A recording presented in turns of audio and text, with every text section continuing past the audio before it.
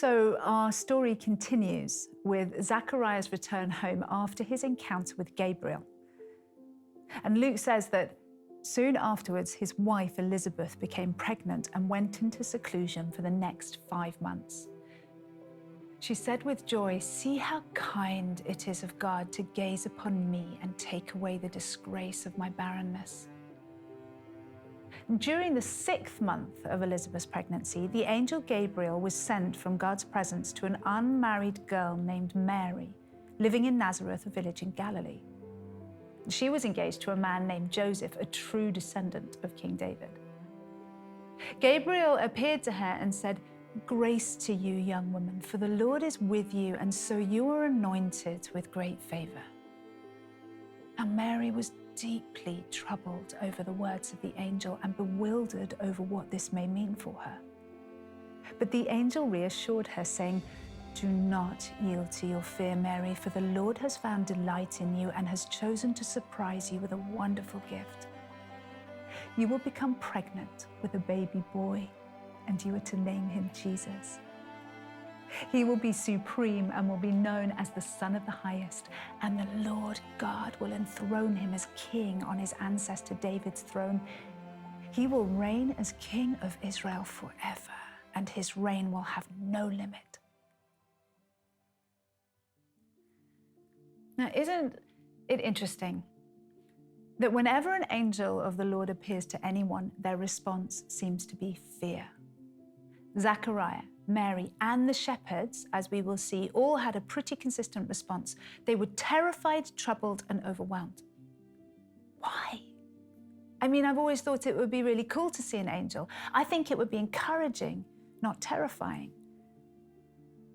But a little detail in this passage highlights something for me that I find informative.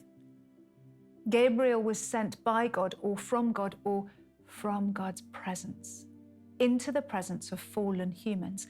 And apparently, when angels are sent from God's presence, they do not always hide the glory that follows them there. I mean, after all, Luke says a little later about the shepherds' encounter. An angel of the Lord appeared to them in radiant splendor, lighting up the fields with the blazing glory of God, and the shepherds were terrified. And I suspect it was even more overwhelming when a whole blooming choir of them appeared.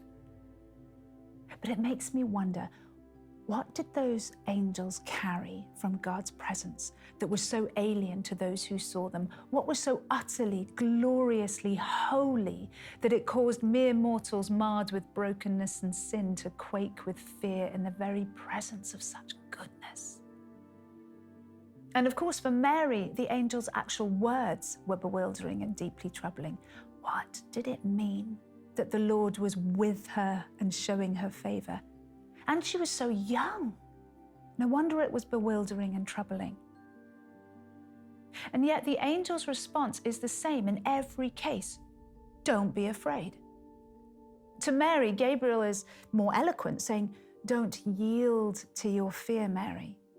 In other words, don't yield to the what ifs or the but that will mean thoughts. Don't yield to your sense of inadequacy or to all that seems impossible or to any other rabbit trail of thought that will take you away from God's purpose. Don't yield to your fear, Mary. And here's the thing. How often in the face of these sorts of things, or the face of the unknown or the things that scare us, do we yield to our fear? And yet inherent in the angel's exhortation in each of these encounters is the acknowledgement that each person has the capacity to choose not to be afraid. Do not be afraid. Do not yield to your fear. We may feel fear, but we can choose not to act on it. And for me, this is such a good reminder. So often I feel fear, which motivates me to act not from a place of security, but out of a place of anxiety and control. And how often is God whispering to my heart, exhorting me, don't yield to your fear, Jessica. You know, fear is a very real emotion, but we can refuse to yield to it. May we all grow in the revelation of this wonderful truth that we, like Mary, can choose to not yield to our fear. Amen.